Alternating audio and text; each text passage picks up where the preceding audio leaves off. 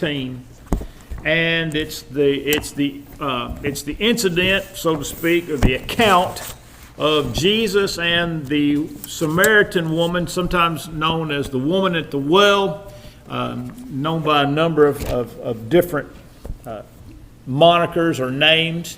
And it's a great text on a number of occasions, for a number of reasons. And there's something that when I say something I discovered, what I mean is there's something that I learned or thought about even today in reading this text that I had never thought of before. In fact, there's about 4 things that I learned in my preparations through reading the text, looking at the context, examining commentaries, and such. And so I'm really looking forward to our examination of this text. Now, this is one of the longer texts that we have had in this study. It's 45 verses.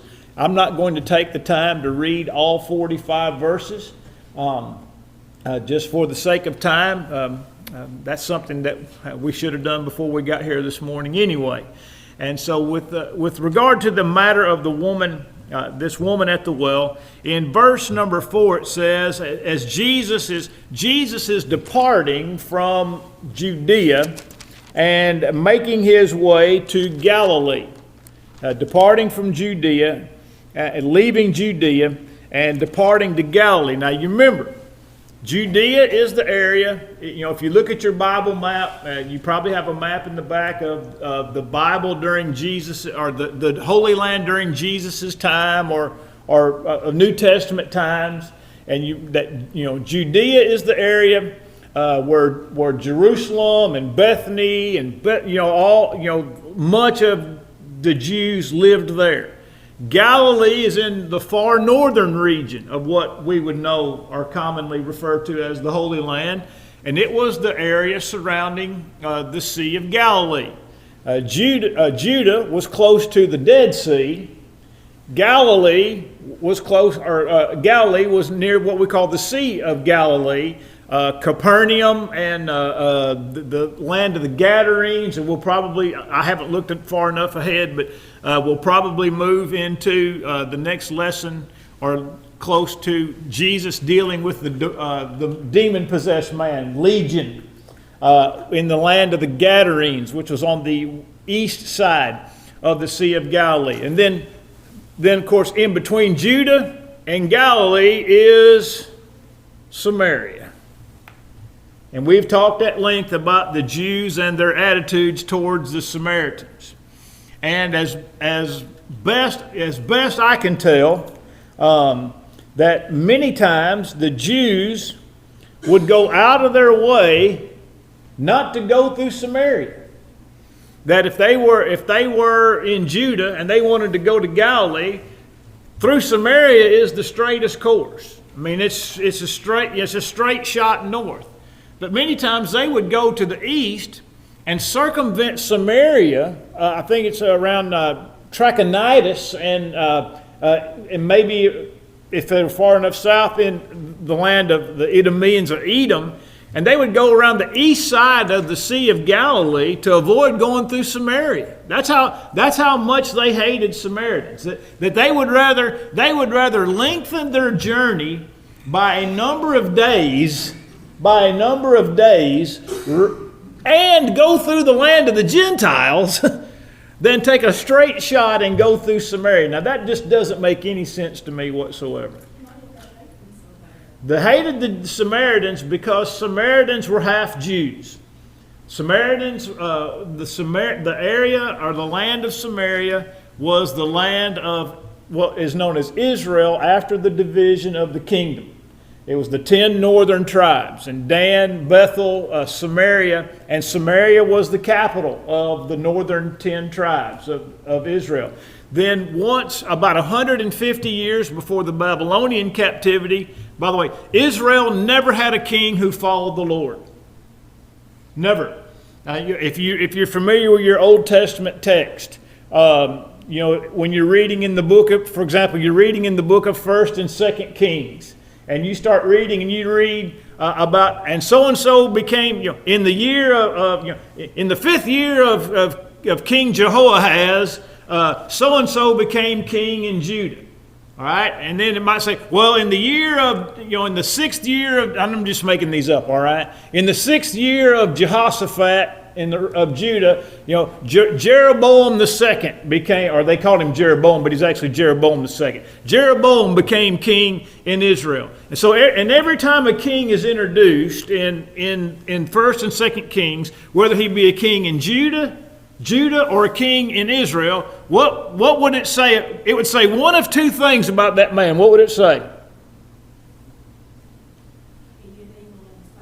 There's the first one. He did that which was evil in the sight of God, or he what? What's the opposite of that? He did what was right in the sight of God. All right. Now, in Judah's history, there's a hodgepodge. There's a mixture of he did that which is good in the sight of God, like Hezekiah or Asa, or he did that which is evil in the sight of the Lord, like I think maybe, I'll just use, say, Jeroboam or anybody that followed after, or not Jeroboam, but may say Ahaziah or somebody like that, all right, or Manasseh. He did that which is evil. So Judah had a mix of he did that which is good, he did that which is evil. Of all 19 kings in Israel, all 19 of them, he did that which is evil in the sight of the Lord. All right, that score went 19-0, a total shutout in those that did evil versus those who did good. So Israel was carried away into captivity 150 years before the Babylonian captivity. And God didn't just carry them away into captivity and restore them. He carried them away and they were destroyed. The Assyrians came from the north. The Ninevites came from the north. They destroyed Israel. They carried some of them away captive. They left others in place. And then Assyria repopulated that area with their own people. And so the Assyrians intermarried with the Israelites who remained. And then the Israelites who were carried away also intermarried. And so it created in the eyes of the Jews, it created a half-breed. All right, now, and perhaps it's just a matter of human nature, but and by the way, this is easily seen in our society today. All right, and I'm going to explain. We give more respect. Let me put it this way. Let me reverse this.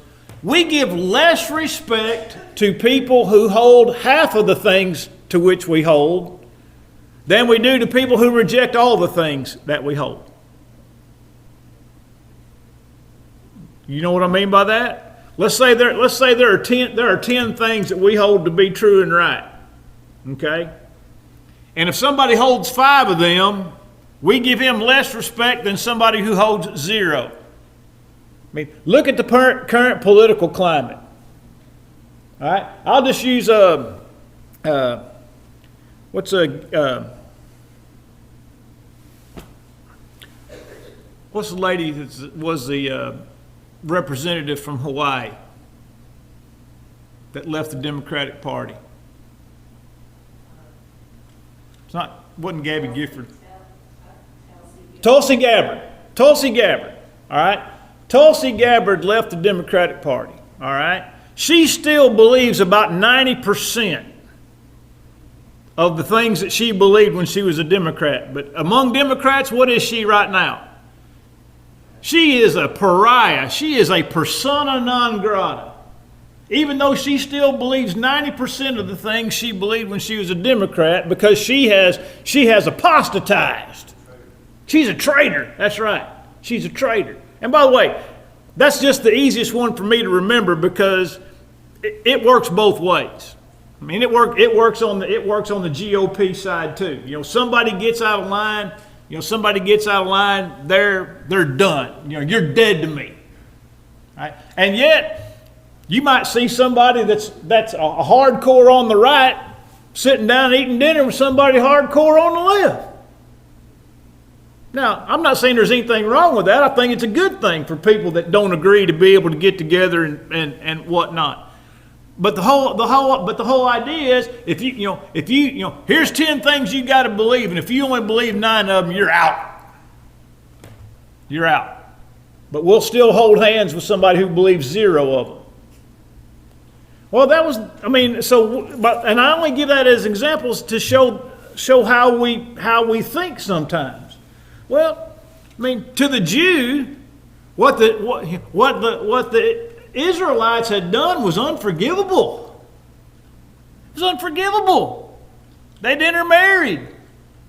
Again, notwithstanding all the sins that the people in Judah were committing, they were idolatrous. They did a number of different things that led them to fall out of favor with God. But this intermarriage thing was just beyond the pale.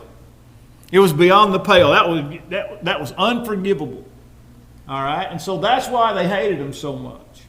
All right, now an interesting thing is, and I'll say this and get back on track, is that when you read the later prophets, okay, in other words, the prophets who prophesied after after Judah went away into Babylonian captivity in the early 600s BC. They stayed 70 years. They were released in the 530s BC, and the exiles came back, and then that would be the days of Ezra and Nehemiah in that historical context. The latter prophets spoke of both Judah and Israel as one. In other words, the latter prophets were not hardcore anti-Samaritans. They spoke of Israel and Judah as being one again. And I cannot help but think that was God speaking through his people saying, look, this division has to stop. This mindset has to be done away with. Again, talking about what we talked about in Bible class. Everybody that tries to jump across the Mississippi River all ends up getting wet. It doesn't matter if you only manage to jump 2 feet or 20 feet. You're all in the same boat. And so, the writings of the latter prophets indicate that God was beginning to think of his people as one again. I think there was a mindset that was trying to be put in place. Now, to the idea that Jesus says he needed to go through Samaria. Why did he need to go to Samaria? The Bible doesn't tell us this. Maybe he, because there's a sense in which there are 2 reasons. There are 2 reasons why Jesus was leaving Judea and going to Galilee. One is John the Baptist had been taken and put in jail for preaching against Herod's marriage to Herodias. Okay, so John the Baptist was imprisoned for preaching what God teaches about marriage and the insolubility of marriage. All right. Then it also says that the word had gotten out among the Pharisees that Jesus was making more disciples. Thank you, Sean. More disciples than John. All right. Well, that would have raised their antennas. They could have used Herod, as they might be prone to do. If they thought John was bad, well, John's in jail, but we still got somebody out there even worse than him. So, they may have well employed Herod to take Jesus into custody. Now, of course, we know that wasn't God's plan and was not going to happen. But there was a sense in which Jesus was not supposed to sit around and tempt fate either. We have to remember some things. Some things happened in the life of Jesus that were not on God's time. And Jesus used some wisdom in order to make God's will come to pass. like when they got ready to throw him off a cliff in Luke chapter 4, when they were fixing to stone him in John chapter 8, stone him again in John chapter 10. Jesus got out of there. He didn't act like he was invincible. God expects us, and God expected Jesus to use the brain that he had in order to as sometimes say, you do what you can and God will take care of the rest. You don't just tempt God by remaining in a bad situation. All right, so Jesus left on two accounts. One, because of Herod's dealings with John. Two, because the Pharisees had heard he was making more disciples than John. So if you need to beat a hasty retreat, then the shortest route between 2 points is what? Straight line. So what's Jesus do? Straight line to Galilee. Going to take a straight line to Galilee. Not only that, what would be the odds that the Pharisees might follow him into Samaria? Probably not that good. The Pharisees certainly didn't want anything to do with Samaria. Look, I can't prove that. I'm just saying these are some reasons why it might be telling us Jesus needed to go through Galilee. It was the shortest way, or through Samaria. It was the shortest route to Galilee, and probably the safest route to Galilee, and the one least likely for the Pharisees to pursue him on his way to Galilee. All right, so now he's on his way through Samaria. Right, and by the way, I might say Galilee when I mean Samaria, but y'all know what I mean. All right, so sometimes I get a word in my head and I can't quit saying it. So if I say Galilee but I mean Samaria, just bear with me. All right, I'm getting old timers, and some of y'all say it's not going to get any better. Thanks for that encouragement. All right, in verse 5 it says that Jesus came to a city of Samaria, which is called Sychar, near the plot of ground that Jacob gave his son Joseph, and Jacob's well was there. Jesus, therefore, being wearied from his journey, sat thus by the well, and it was about the 6th hour. Okay? Now, according to Jewish timekeeping, the 6th hour would be straight up 12 o'clock. All right? This is a desert area. Okay, it's not the best, not the best so far as being a cool area or an area to travel. All right, but I want to think about this just for a second. What does the text say? Well, let me read verse 7. Let me read verse 6 and verse 7 again. Now Jacob's well was there. Jesus, therefore, being wearied from his journey, sat thus by the well. It was about the 6th hour. A woman of Samaria came to draw water. Jesus said to her, "Give me a drink." Now, by the way, the phrase "give me a drink" is not an order. The language, it's a request. It's a request. It's not like he's commanding her to give me a drink. It's a request to give a drink. All right? Now, very quickly, what do we know about or what do these two verses tell us about Jesus as an individual? He was what? Human. He was human. These two verses help illustrate to us the humanity of Jesus. Because sometimes we get it in our mind that Jesus is like Superman. Leaps tall buildings in a single bound. Bullets bounce off of him, and Jesus was not one who would fall to all the predations of being a human. And yet, what does this tell us?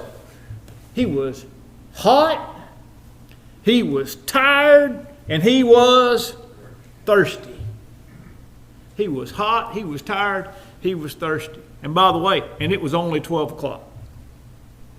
It was only 12 o'clock. All right? And so this, again, when you look at the text, it helps us to appreciate who Jesus really is and what he really was at that time. Look, When the Bible says he was tempted in all points like as we are, yet without sin, Hebrews 4:15, it means exactly that. I mean, is anybody in here as pleasant to be around when they're hot and tired as they are at other times?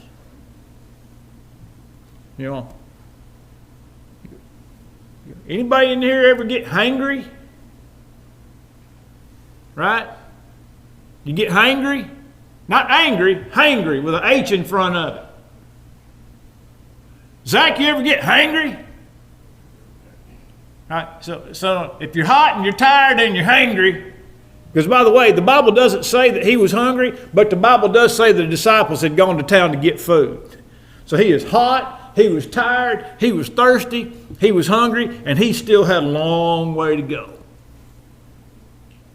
All right? So all of the human predations of these things were on Jesus.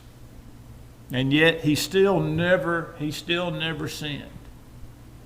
And also on top of this, that in spite of all these things being true about Jesus at that time, Jesus still cared about other people. He still cared about other people. He cared about that woman. Just like when he was on the cross and he cared about his mother. I mean, can you imagine having hung on that cross for 2 or 3 hours or however long it was before he makes this statement that he's not worried about himself, he's still worried about his mother? It shows us the incredible humanity of Jesus and his ability to overcome the physical impairments that oftentimes lie in wait to trip us up and serve as stumbling blocks in our own lives. He was hot, he was tired, he was thirsty, he was hungry. Now, to the point, give me some water. Give me some water. It was Jewish custom, okay? It was Jewish custom for men not to speak with women in public. For men not to speak to women in public. Now, a lot of Bible haters, will say, well, that's because women were second-class citizens and they didn't consider women, to be their equals and all this. But let me ask you a question. Do you think a lot of our problems in society might go away if men and women were a little more separated than they are right now? I mean, don't a lot of workplace problems occur because men and women get too close to one another in certain environments? And I only say that to say this. Maybe the Jews figured out it was easier to serve God and keep your mind pure if men and women stayed separate. They sat separate in the synagogue. They were separate in public assemblies. And again, I'm only saying this to say it. Look, and it may be that the culture in some ways didn't hold women in as high regard. All right, I get that. I'm not denying that, but at the same time, there are some pragmatic reasons for people to act that way. There were reasons why women wore veils and covered up in those days. Look. It's going to get warm here in a few weeks. And there's a whole bunch of people that are going to need to be covered up. Right? They're going to need to be covered up. Cause a lot of problems. Again, not just at school, but at work and other places need to cover up. So there. I just say that to say that there are some reasonable reasons why they may have conducted themselves in such a way. Nevertheless, the Bible says he spoke to this woman, "Give me a drink." Look at verse 9. Then the woman of Samaria said to him, "How is it that you, being a Jew, ask a drink from me, a Samaritan woman?" And then the explanation is, "For the Jews have no dealings with Samaritans." Jesus answered and said to her, "If you knew the gift of God, who it is who says to you, 'Give me a drink,' you would have asked him, and he would have given you living water." The woman said to him, "Sir, you have nothing to draw with, and the well is deep. Where then do you get that living water?" And then says, "Are you greater than our father Jacob, who gave us the well and drank from it himself, as well as his sons and his livestock?" Jesus answered and said, "Whoever drinks of this water will thirst again, but whoever drinks of the water that I give him will never thirst. But the water that I shall give him will become in him a fountain of water springing up into eternal life." The woman said to him, "Sir, give me this water that I may not thirst nor come here to draw." Now, think about something. You have a situation here when Jesus asked this woman for something to drink, he immediately turned it into an opportunity to teach her, right? I mean, how long did it take that conversation to go from H2O to living water, which is not H2O? Jesus turned that thing on a dime and turned it into some means by which he could try to teach this woman.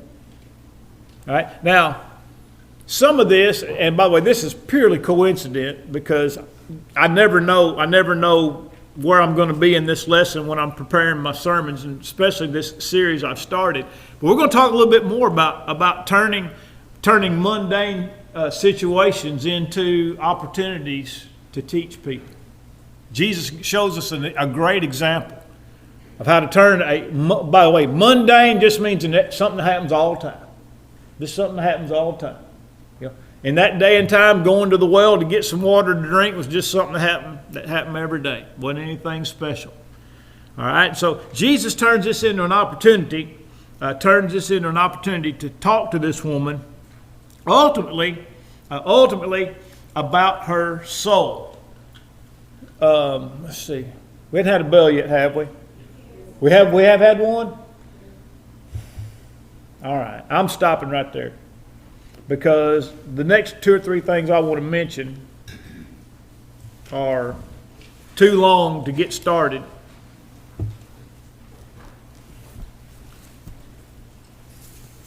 We'll pick up just kind of reminding ourselves where we are in the text, because there are some things I want to point out about this exchange that aren't really fleshed out in the text itself, but get things that we can learn from this text, without having to be explicitly told. All right, so we'll pick up there, Lord willing, next week.